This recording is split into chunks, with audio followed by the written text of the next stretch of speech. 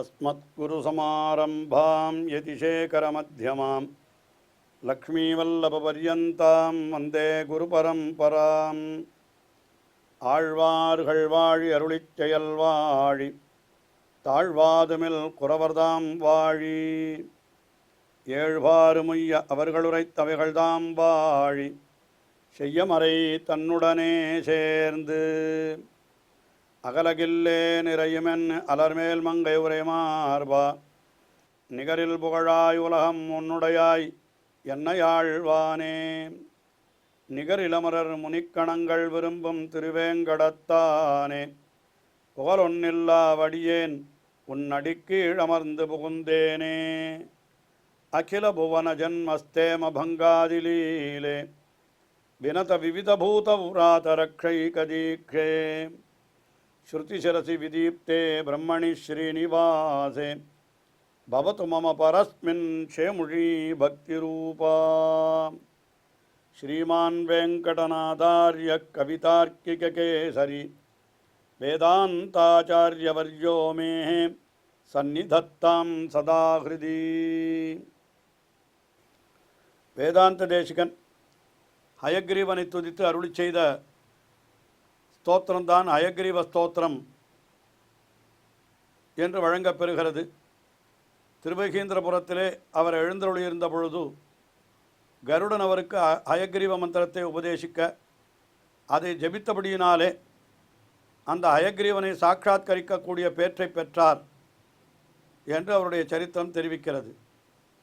அப்படி ஹயக்ரீவனுடைய சாட்சாத்காரத்தை பெற்றவர் அந்த ஹயக்ரீவனை துதித்து அருளி செய்த ஸ்தோத்திரம்தான் இந்த ஹயக்ரீவ ஸ்தோத்திரம். இதிலே அவனை பலவாறு துதித்து கொண்டு வந்த வேதாந்த தேசிகன் இப்பொழுது 28வது ஸ்லோகத்திலே என்ன சொல்லுகிறார்? பெரிய வாதப்போரிலே நான் செல்லுகிற பொழுது என்னுடைய நாவிலே நீ வீற்றிருந்து நான் வெற்றி பெறும்படியாக நீ எனக்கு அனுகிரகம் பண்ண வேணும் என்று அந்த எம்பெருமான் ஹயக்ரீவன் எம்பெருமானையே பிரார்த்தித்துக் கொள்ளுகிறார்.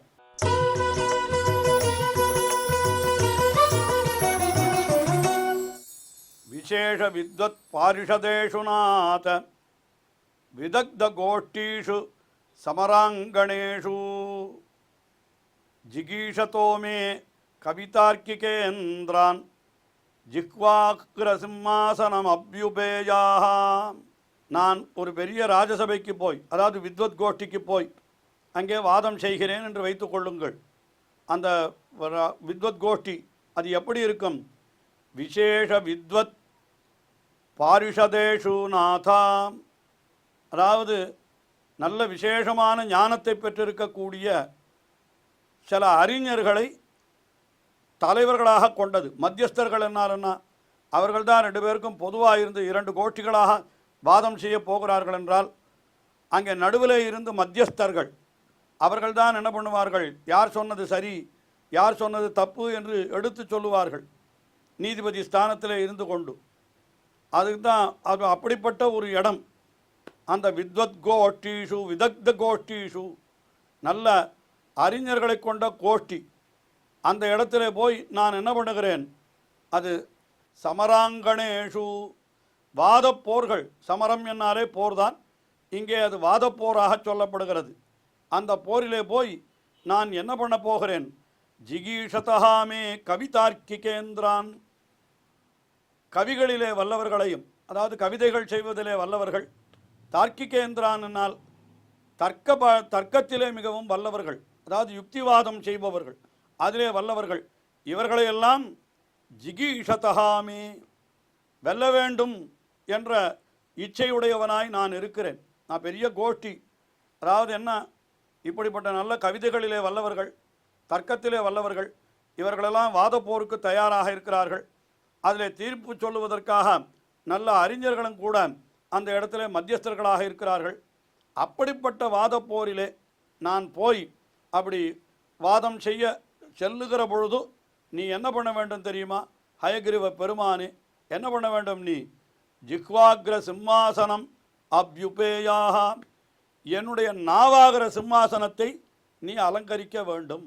அதாவது என்னுடைய நாவிலே நீ எழுந்தருளிருக்க வேண்டும் என்று சொல்கிறார். என்னுடைய நாவாகிற சிம்மாசனத்திலே நீ அமர்ந்திருக்க வேண்டும். என்று சொன்னால் அந்த அயக்ரீவ பெருமானே நம்முடைய நாக்கிலே அமர்ந்து விட்டானால் அப்புறம் அந்த கோஷ்டிகளிலே வித்வான்களுடைய கோஷ்டிகளிலே வெற்றி என்பது நமக்குத்தானே கிடைக்கும். அதனால் இங்கே என்ன சொல்லுகிறார், இப்படி அந்த கவிகளிலேயும் தார்க்கிக தர்க்கங்களிலேயும் வல்லவர்களான வித்வான்களை வெல்லுவதற்காக நான் அந்த வாதப்போருக்கு செல்லுகிற பொழுது என்னுடைய நாவின் நுனியிலே நாவின் நுனியாகிற சிங்காசனத்திலே நீ எழுந்தருளி இருந்து எனக்கு நீ வெற்றியை தேடித்தர வேணும் என்பதாக இந்த ஸ்லோகத்திலே அவர் பிரார்த்தித்து கொள்ளுகிறார். அதற்கு மேலே அடுத்தபடியாக 29வது ஸ்லோகம். இதில் என்ன சொல்லுகிறாரென்னால், நான் வாதப்போரிலே நான் பெரிய சூரனாய் இருந்து வாதம் பண்ணும்படியான ஒரு திறமை எனக்கு அப்படி கிடைக்க நீ அருள் புரிய வேண்டும் என்று அதே விஷயத்தை 29வது ஸ்லோகத்திலேயும் பிரார்த்தித்துக் கொள்ளுகிறார்.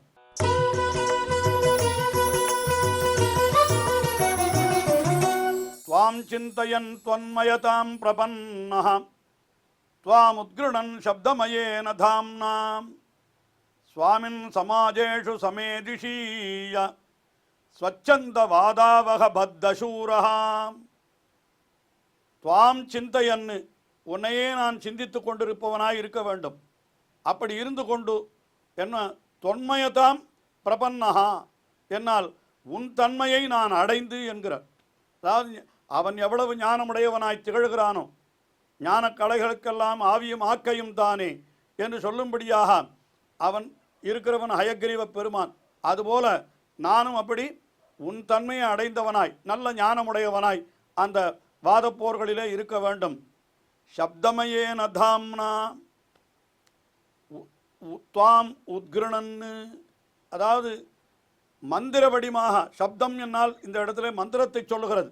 மந்திர வடிமான ஒளியோடு கூடியவனாய் இருக்கிறாய் அல்லவா எம்பெருமானே, உன்னை நான் எப்பொழுதும் துதித்து கொண்டு நான் என்ன பண்ண போகிறேன் என்னால் சுவாமின்னு சமாஜேஷு, பெரிய சபைகளில் போய் நான் என்ன பண்ண போகிறேன், ஸ்வச்சந்த வாதாகவ பத்தசூரஹா, இஷ்டப்படி வாதம் புரியக்கூடிய நல்ல சூரனாக நான் இருக்கும்படியாக சமேதிஷியா, எனக்கு நீ அனுகிரகம் பண்ண வேண்டும். நான் அப்படி ஓங்கி நிற்கும்படியாக நீ எனக்கு அருள் புரிய வேண்டும். அதாவது எப்பொழுதும் உன்னையே நினைத்து கொண்டு உன்னுடைய தன்மையை நான் அடைந்தவனாய் உன்னையே நான் தியானித்து கொண்டு அப்படி சபைகளிலே செல்கிற பொழுது நான் என்னுடைய இஷ்டப்படி வாதம் பண்ணும்படியாக எனக்கு அந்த சூரத்தன்மையை நீதான் எனக்கு கொடுக்க வேண்டும் என்று அவனை பிரார்த்தித்து கொள்ளுகிறார். அதாவது எப்பொழுதும் அவனுடைய திருமேனியை தியானித்து கொண்டிருக்க வேண்டும். ஆனால் அவனையே தியானித்து கொண்டிருந்தால் என்ன கிடைக்கும்? ஆழ்வார் அருள் செய்தார், தம்மையே நாளும் வணங்கி தொழுவாருக்கு தம்மையே ஒக்க அருள் செய்வர் என்று எம்பெருமானை பற்றி சொன்னார். அதனாலே உன்னை போன்ற தன்மையை நான் அடைய வேண்டும் என்று சொல்லுகிறார். அதுக்கு மேலே அந்த ஹயக்ரீவ மந்திரத்தை ஜபித்து கொண்டே தான் இந்த வாதப்போரிலே இறங்க வேண்டுமாம். அது உண்மை, மந்திரத்தை ஜபம் செய்ய வேண்டும். அனைத்தினுடைய பெருமையாலும் நான் என்ன பண்ணுவேன்னா, நான் வாதம் புரிகிற பொழுதோ அப்பொழுது அவர்களை வெல்லக்கூடிய ஒரு வீரம், அந்த சூரத்தனம் எனக்கு கிடைக்க நீ அருள் புரிய வேண்டும் என்று இந்த ஸ்லோகத்திலே ஹயக்ரீவ பெருமானை பிரார்த்தித்துக் கொள்ளுகிறார் வேதாந்த தேசிகன். ஆனால் இப்படியெல்லாம் பிரார்த்தித்துக் கொள்ளுகிறேனே, எனக்கு ஒன்றும் தகுதி கிடையாது, எனக்கு அந்த தகுதியெல்லாம் கிடையாது. நைச்சானுசந்தானம் ஆழ்வார்கள் கூட அப்படித்தான் பிரார்த்தித்து கொண்டார்கள். என்ன சொன்னார்கள் அவர்கள்? குலங்களாய ஈரிரண்டில் ஒன்றிலும் பிறந்திலேன், நலங்களாய நற்கலைகள் நாவிலும் நவின்றிலேன் என்று திருமழிசைப்பிரான் தம்மை பற்றி சொல்லிக் கொண்டார். அதுபோல் இங்கேயும் சொல்லுகிறார், நான் எந்தவித கலைகளும் கற்றவன் அல்லன், எனக்கு கலைகளெல்லாம் தெரியாது, நான் எப்படிப்பட்டவன் நீசனேன், நிறையொன்றுமில்லேன், இருந்தாலும் உன்னுடைய தயைக்கு நான் சரியான பாத்திரமாக இருக்கிறேன் என்று சொல்லுகிறார். ஏன்னா எதுவும் இல்லாதவன் தான் தயைக்கு பாத்திரமாக ஆகிறான். அதனால் நான் உன்னுடைய தயைக்கு ஏற்ற பாத்திரமாக இருக்கிறேன் என்று சொல்லுகிறார். நான் எப்படிப்பட்டவன் சொல்லுகிறார் பாருங்கள்.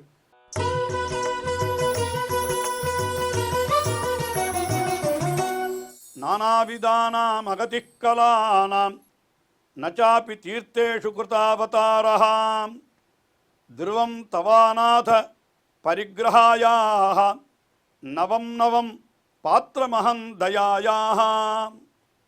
நான் எப்படிப்பட்டவன் என்னால் நானாவிதானாம் அகதிஹி கலானாம் நானாவிதானாம் கலானாம் அகதிஹி என்கிறார். அதெல்லாம் எனக்கு ஒன்றுமே தெரியாது.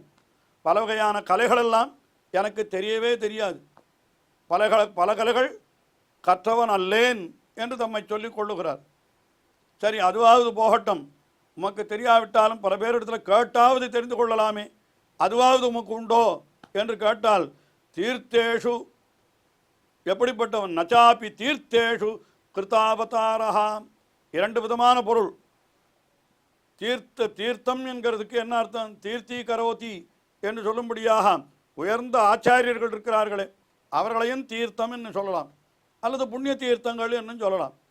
புண்ணிய தீர்த்தங்களில் போய் நான் நீராட பெற்றவன் அல்லன் என்று எனக்கு அந்த மாதிரியான புண்ணியமும் கிடையாது. நானும் கலைகளை கற்றவன் அல்லேன், எனக்கு புண்ணியமும் கிடையாது. அல்லது கலைகளை கற்றவன் அல்லேன் என்பது மட்டுமல்ல, நல்ல தீர்த்தர்களான ஆச்சாரியர்களிடத்தில் அடிபணிந்து அர்த்தங்களை கேட்டவனும் அல்லேன் என்று நைச்சான்னு சொன்னான். அதாவது இல்லாத குற்றங்களையும் ஏறிட்டு கொண்டு சொல்லுகை என்கிற கணக்கிலே இப்படி சொல்லுகிறார். என்ன சொல்லுகிறார்? நச்சாப்பி தீர்த்தேஷு கிருதாவதாரா, ஒரு தீர்த்தத்திலும் கூட நான் முழுகியவன் அல்லேன் என்று சொல்லுகிறார். ஆனாலும் கூட என்ன பண்ணுகிறான்? எம்பெருமான் எப்படிப்பட்டவன் என்னால் அவன் எப்படிப்பட்டவன்? அநாத பரிகிரகம் பண்ணுபவன். அதாவது யார் யார் தங்களுக்கு தகுதி இல்லை என்று சொல்லுகிறார்களோ அவர்களைத்தான் எம்பெருமான் மிகவும் விரும்புகிறான். ஏன்னா தகுதி இல்லாதவர்களுக்கு அனுகிரகம் பண்ணினால்தானே அவனுடைய தயை என்கிற குணமும் நிறம் பெறும். அதனால் அப்படிப்பட்ட அந்த தகுதி இல்லாதவன் என்னால் அது வேறு யாரும் இல்லை, நான் தான். துருவம் தவ அநாத பரிகிரகாயாக, அநாதர்களை பரிகிரகிப்பதையே விரதமாக கொண்டிருக்கிற உனக்கு நான் தான் நல்ல பிடிப்பு என்று சொல்லுகிறார். நான் தான் நிச்சயமாக நான் பாத்திரம் நவம் பாத்திரமகம் தயாயாக, நான் மிகவும் நவம் மிக புதிய பாத்திரமாக. அப்படின்னா என்ன அர்த்தம்? உன்னுடைய கருணைக்கு மிக ஏற்ற பாத்திரமாக நான் இருக்கிறேன். ஆளவந்தார் கூட தம்முடைய ஸ்தோத்திரத்தினத்தில் அகத்தியம் சரணாகதம் ஹரே என்று எம்பெருமானை பற்றுகின்றார். அப்படி பற்றுகின்ற பொழுது அவர் என்ன சொல்கிறார்? அனுத்தமம் பாத்திரமிதன் தயாயாக, உன்னுடைய தயைக்கு உத்தமமான பாத்திரமாக நான் இருக்கிறேன் என்று சொல்லுகிறார். ஏனென்றால் இவ்வளவு நீச்சனான ஒருத்தன் கிடைப்பனோ என்றுதான் நீயும் தேடிக்கொண்டிருக்கிறாய். நானும் உயர்ந்த நீச்சன், அதாவது என்னை விட நீச்சன் என்று உலகத்தில் ஒருத்தனுமே கிடையாது. அப்படிப்பட்ட நீச்சனாக நான் இருக்கிறேன் என்று தம்மை தாமே சொல்லிக் கொள்ளுகிறார். அதனால உன்னுடைய அந்த தயைக்கு உண்மையான பாத்திரமாக நான் இருக்கிறேன் என்கிற அந்த அர்த்தத்தை தான் இங்கே துருவம் தவ அநாத பரிகிரகாயாக நவம் பாத்திரமகம் தயாயாக, உன்னுடைய தயைக்கு சரியான பாத்திரமாக உன்னாலே அனுகரிக்கப்படுவதற்கு தகுதி உடையவனாக. தகுதி என்னால் என்ன? ஒரு தகுதியும் மற்ற நிலை. அப்படிப்பட்ட தகுதி எனக்குத்தான் இருக்கிறது என்று நீ என்னை அனுகிரகித்த அருள வேணும் என்பது போல இந்த ஸ்லோகத்திலே பிரார்த்தித்துக் கொள்ளுகிறார். இன்னும் ஸ்லோகம் தொடர்கின்றது, தொடர்ந்து அனுபவிப்போம். ஸ்ரீயக்காந்தாய கல்யாண நிதயேர்த்தினாம் ஸ்ரீவேங்கட நிவாசாய ஸ்ரீனிவாசாய மங்களம். ஸ்ரீமத் சுந்தரஜாமா திருமுனிமானசவாசினே சர்வலோக நிவாசாய ஸ்ரீனிவாசாய மங்களம்.